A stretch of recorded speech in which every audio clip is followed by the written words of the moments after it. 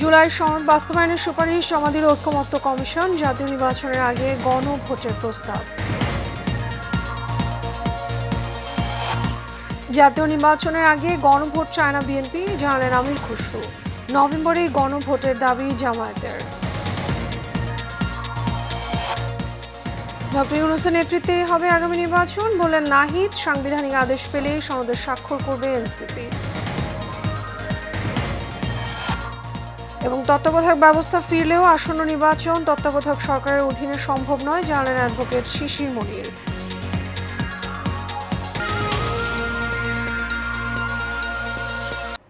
স্বাগত Asian prime নিউজে, আপনাদের সঙ্গে আছি আমি মিতা মৌসুমী।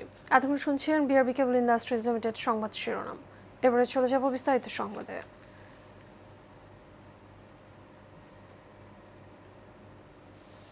অবশেষে জুলাই সনদ বাস্তবায়নের সুপারিশ জমা দিয়েছে ঐক্যমত্য কমিশন। এতে জাতীয় সংসদ নির্বাচনের আগে বা নির্বাচনের দিন গণভোট আয়োজন করার সুপারিশ করেছে জাতীয় ঐক্যমত্য কমিশন। দুপুরে রাজধানীর ফরেন সার্ভিস একাডেমিতে সংবাদ সম্মেলনে এ তথ্য জানান কমিশনের সহ সভাপতি ডক্টর আলী রিয়াজ। এ সময় তিনি সরকারকে দ্রুত ইসির সঙ্গে আলোচনা করে তফসিলের আহ্বানও জানান। তিনি আরও বলেন, সংবিধান সংশ্লিষ্ট বিষয়গুলোকে বাস্তবায়নের জন্য 48টি বিষয়ে পরামর্শ দেওয়া হচ্ছে। এখানে একসঙ্গে 48টি বিষয় বাস্তবায়নে গণভোট হবে। আলী রিয়াজ বলেন, আগামী জাতীয় সংসদের 9 মাসের মধ্যে সংবিধান সংস্কার পরিষদ হবে। যদি সংবিধান সংস্কার পরিষদ 270 দিনের মধ্যে বাস্তবায়ন না করে, তাহলে জুলাই সনদে থাকা বিষয়গুলো স্বয়ংক্রিয়ভাবে সংবিধানে প্রতিস্থাপিত হবে। নির্বাচন এবং গণভোট একই দিনে একই সাথে দুটি ব্যালটের মাধ্যমেই হতে হবে, এর বাইরে যাওয়ার কোনো সুযোগ নেই বলেও মন্তব্য করেছেন বিএনপির স্থায়ী কমিটির সদস্য আমির খসরু মাহমুদ চৌধুরী।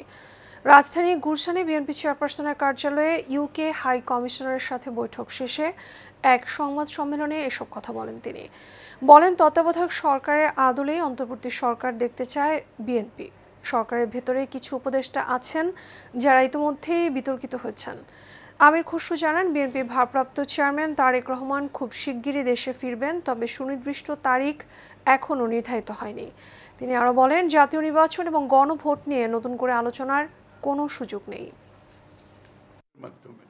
এটা দিনের আলোর মতো পরিষ্কার, নতুন করে এই সাবজেক্টকে সামনে আনার কোনো সুযোগ নাই।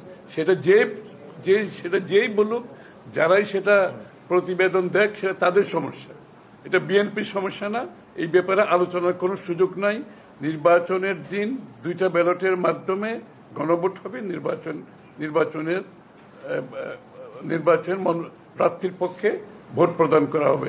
এর বাইরে যাওয়ার কোনো সুযোগ নাই। এটা বিএনপির প্রথম দিন থেকে অবস্থান, এখনো সেই অবস্থানের কোনো পরিবর্তন হয়নি, আগামী দিনেও সেটার কোনো পরিবর্তন হবে না।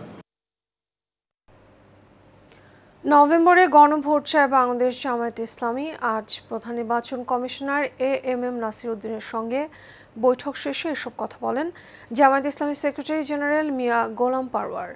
রাজধানী আগারগাঁওয়ে নির্বাচন ভবনের সভাকক্ষে বৈঠক শেষে তিনি বলেন, সকল রাজনৈতিক দল যেন লেভেল প্লেইং ফিল্ড পায়, সেটি আমাদের দাবি। গোলাম পারওয়ার আরও বলেন, প্রবাসী ভোটারদের ভোট প্রক্রিয়া যাতে সহজ হয় সে বিষয়েও আমরা নির্বাচন কমিশনের কাছে প্রস্তাব দিয়েছি। নির্বাচন যেন সম্পূর্ণ নিরপেক্ষ হয় সেটিও জোর দিয়ে বলেছি। একই সঙ্গে প্রতিটি ভোট কেন্দ্রে সিসি ক্যামেরা স্থাপনের বিষয়টিও উল্লেখ করেছি। নির্বাচন সুষ্ঠু করতে কমিশনে 18টি প্রস্তাব দেওয়া হয়েছে বলেও জানান তিনি। জাতীয় নাগরিক পার্টির আহ্বায়ক নাহিদ ইসলাম বলেছেন, সংস্কারের বিপক্ষে কেউ দাঁড়ালে বা ইতিহাসে দায়ভার রয়েছে এমন কোনো রাজনৈতিক দলের সাথে এনসিপির জোট হওয়ার সম্ভাবনা নেই। তিনি আরও বলেন, আগের পদ্ধতিতে তত্ত্বাবধায়ক সরকার হবে না, ডক্টর ইউনূসের নেতৃত্বেই নির্বাচন হবে। দুপুরে রাজশাহী পর্যটন মোটেল প্রাঙ্গণে সাংবাদিকদের এক প্রশ্নের জবাবে তিনি এসব কথা বলেন। নাহিদ বলেন, জুলাই সনদ স্বাক্ষর করতে আমরা অপেক্ষা করছি। জুলাই সনদ আদেশ বাস্তবায়ন হবে, গণভোট হবে। গণভোটের মাধ্যমে ডক্টর ইউনূস এই আদেশ স্বাক্ষর করবেন। রাষ্ট্রপতি এই আদেশ স্বাক্ষর করতে পারবে না। কোনো ধরনের নোট অব ডিসেন্ট থাকলে এনসিপি সেটিতে স্বাক্ষর করবে না বলেও জানান তিনি। সর্বোচ্চ আদালতের রায়ে তত্ত্বাবধায়ক সরকার ব্যবস্থা ফিরলেও আসন্ন ত্রয়োদশ জাতীয় সংসদ নির্বাচন তত্ত্বাবধায়ক সরকারের অধীনে অনুষ্ঠিত হওয়া সম্ভব নয় বলে মন্তব্য করেছেন অ্যাডভোকেট মোহাম্মদ শিশির মনির। আজ সুপ্রিম কোর্টের এনএক্স ভবনের সামনে সাংবাদিকদের প্রশ্নের জবাবে তিনি এ মন্তব্য করেন। শিশির মনির বলেন, সংবিধান অনুযায়ী সংসদ ভেঙে যাওয়ার 15 দিনের মধ্যে তত্ত্বাবধায়ক সরকার গঠনের কথা বলা আছে। এখন থেকে কোনো সংসদ নেই, সেটি ভেঙে গেছে 1 বছরেরও বেশি সময় আগে। বর্তমানে একটি অন্তর্বর্তী সরকার দেশ পরিচালনা করছে। এছাড়া আরও কিছু সাংবিধানিক জটিলতাও রয়েছে। তাই সর্বোচ্চ আদালতের রায়ে তত্ত্বাবধায়ক সরকার ব্যবস্থা ফিরলেও আসন্ন নির্বাচনে তা বাস্তবায়ন সম্ভব নয়। এর আগে সকালে প্রধান বিচারপতি ডক্টর সৈয়দ রেফাত আহমেদের নেতৃত্বে 7 বিচারপতির পূর্ণাঙ্গ আপিল বেঞ্চে তত্ত্বাবধায়ক সরকার ব্যবস্থা পুনর্বহালের বিষয়ে জামায়াতে ইসলামের পক্ষে শুনানি করেন অ্যাডভোকেট শিশির মনির।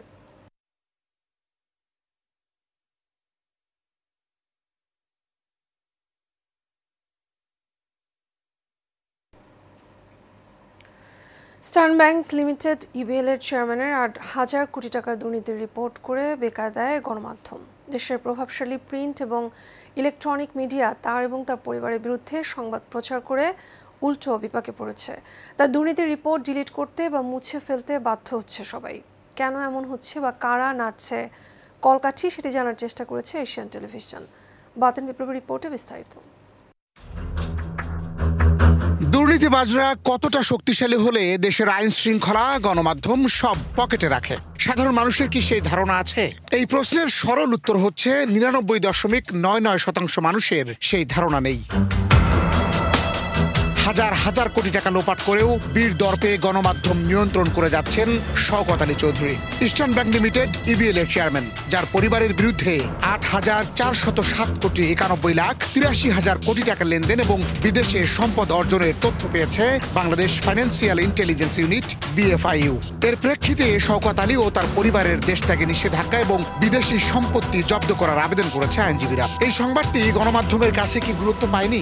অবশ্যই পেয়েছে, কিন্তু নিউজটি প্রচার করার সাহস পায়নি অধিকাংশ প্রিন্ট এবং ইলেকট্রনিক মিডিয়া।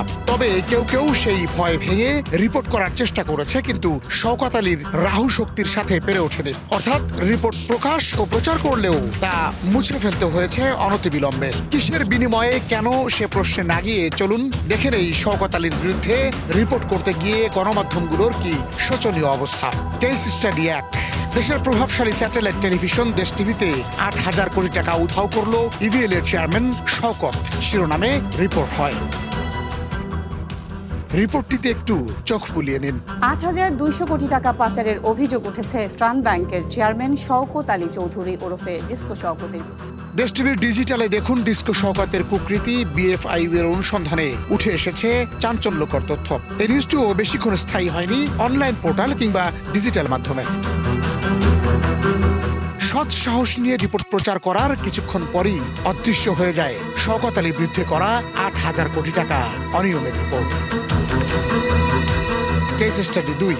দেশের সর্বাধিক প্রচারিত জনপ্রিয় দৈনিক প্রথম আলোতে শওকত আলীর দুর্নীতি অনিয়মের রিপোর্ট হয়। ব্যাংক হিসাব জব্দের সেই সংবাদ ধরে রাখতে পারেনি প্রথম আলো। রিপোর্ট প্রচারের কয়েক ঘন্টা পরেই তাদের ডিজিটালে এবং অনলাইনে গিয়ে নিউজটি আর খুঁজে পাওয়া যায়নি। একইভাবে রাষ্ট্রীয় গণমাধ্যম বাংলাদেশ সংবাদ সংস্থা বাসসে করা শওকত আলীর বিরুদ্ধে মানি লন্ডারিং এর রিপোর্টও মুছে যেতে দেখা গেছে। এভাবে আরো প্রায় ডজন খানেক অনলাইন পোর্টালের রিপোর্টও মুছে ফেলতে বাধ্য করেছে ইবিএল এর চেয়ারম্যান শওকত আলী চৌধুরী। হালের জনপ্রিয় 24 ঘন্টা নিউজ প্রচার করা সময় টিভিও ধরে রাখতে পারেনি শওকত আলীর বিরুদ্ধে যাওয়া রিপোর্ট। সময় টিভির ডিজিটালে কিছু সময়ের জন্য নিউজটি দেখা গেলেও পরে আর সেটি খুঁজে পাওয়া যায়নি।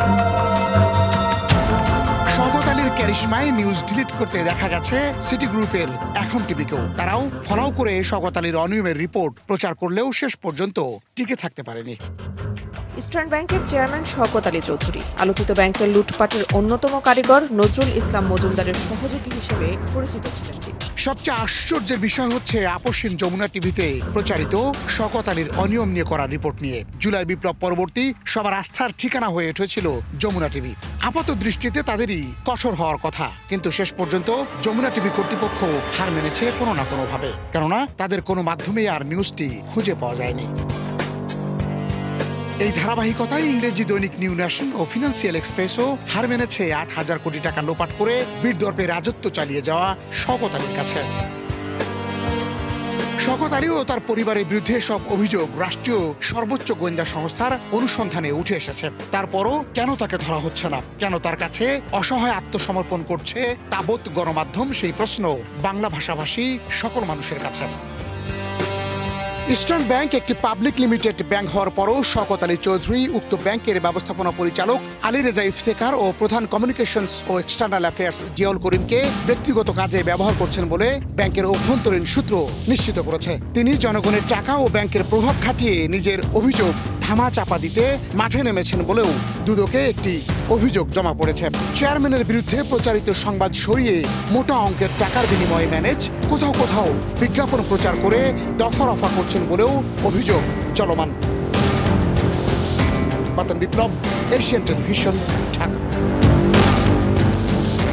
নৌপরিবহন মন্ত্রণালয়ের উপদেষ্টা ব্রিগেডিয়ার জেনারেল অবসরপ্রাপ্ত ডক্টর এম সাখাওয়াত হোসেন বলেছেন, সরকার এবছর হাতিয়াকে উপকূলীয় নদীবন্দর হিসেবে ঘোষণা করেছে। গেজেটে প্রকাশ করা হয়েছে। দুপুরে নোয়াখালীর দ্বীপ উপজেলা হাতিয়ার নলছিরা নৌঘাট পরিদর্শনে এসে তিনি আরও বলেন, হাতিয়া দ্বীপের মানুষ যুগ যুগ ধরে ট্রলার, সি ট্রাক এবং স্পিড বোটে চলাফেরা করে আসছে। ফেরি এবং নদীবন্দর তাদের দীর্ঘদিনের দাবি। ডিসেম্বরের মধ্যে বর্তমান সরকার ফেরির ব্যবস্থা করবে। এছাড়া নদীবন্দরের বিষয়ে পরীক্ষামূলক কার্যক্রম চালানো হবে।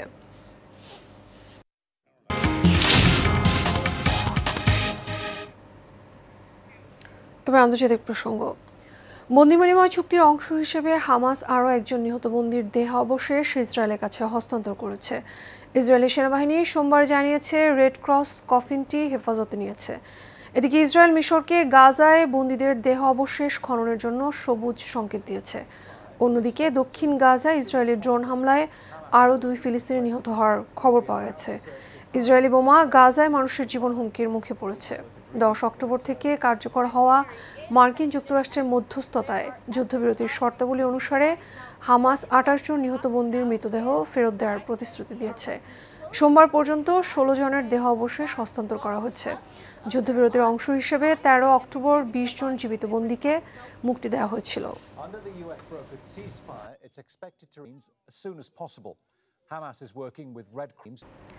ইউনিভার্সিটি অব লিবারেল আর্টস বাংলাদেশের 8ম সমাবর্তন অনুষ্ঠিত হয়েছে। আজ বাংলাদেশ চায়না ফ্রেন্ডশিপ কনফারেন্স সেন্টারে এই আয়োজন করা হয়। পরিবেশ, বন এবং জলবায়ু পরিবর্তন মন্ত্রণালয় এবং পানি সম্পদ মন্ত্রণালয়ের উপদেষ্টা ও ইউল্যাবের আচার্যের প্রতিনিধি সৈয়দা রিজওয়ানা হাসান সমাবর্তন অনুষ্ঠান উদ্বোধন করেন এবং সভাপতিত্ব করেন। অনুষ্ঠানে বিশেষ অতিথি ছিলেন বাংলাদেশ বিশ্ববিদ্যালয় মঞ্জুরি কমিশনের মাননীয় সদস্য প্রফেসর ডক্টর মোহাম্মদ আইয়ুব ইসলাম। সমাবর্তনে বক্তৃতা প্রদান করেন অ্যাপেক্স ফুটওয়্যার লিমিটেডের ব্যবস্থাপনা পরিচালক সৈয়দ নাসিম মঞ্জুর।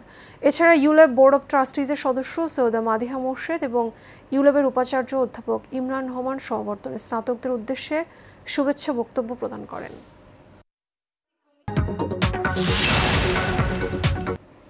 এবারে বাণিজ্য সংবাদ। পুঁজিবাজারে তালিকাভুক্ত প্রকৌশল খাতের কোম্পানি সুপার ব্র্যান্ড এবং টেক জায়ান্ট ওয়ালটন হাইটেক ইন্ডাস্ট্রিজ পিএলসি 19তম বার্ষিক সাধারণ সভা অনুষ্ঠিত হয়েছে।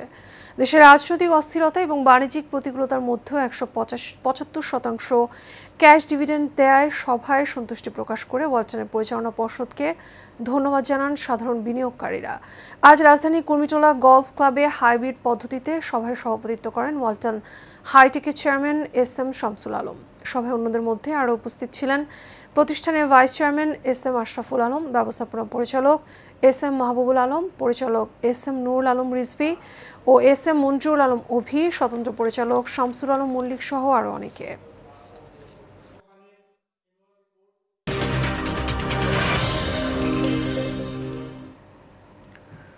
এবার খেলা খবর।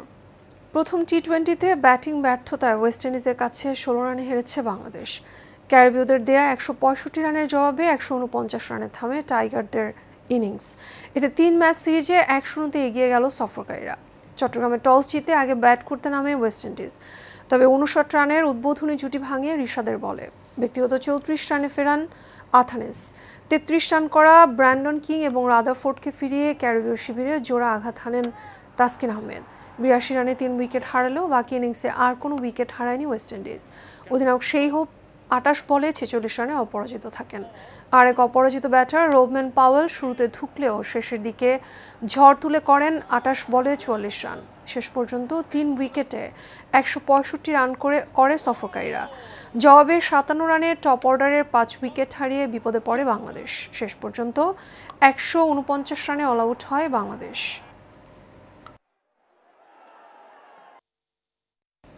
এর সাথে শেষ করবো এশিয়ান প্রাইম নিউজ। তাকে বিআরবি কেবল ইন্ডাস্ট্রিজ লিমিটেড সংবাদ শিরোনামগুলো জানাবো আরও একবার।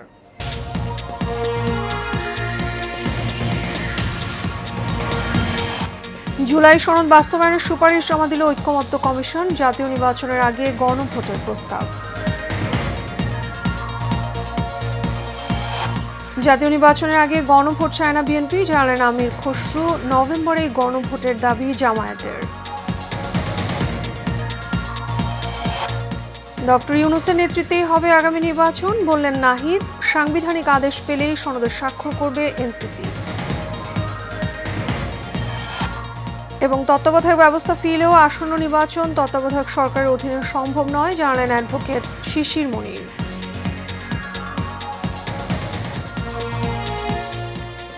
এশিয়ান প্রাইম নিউজ এ পর্যন্ত। আমাদের পরবর্তী সংবাদ দেখার আমন্ত্রণ রইল। এখন সাথে থাকার জন্য ধন্যবাদ সবাইকে।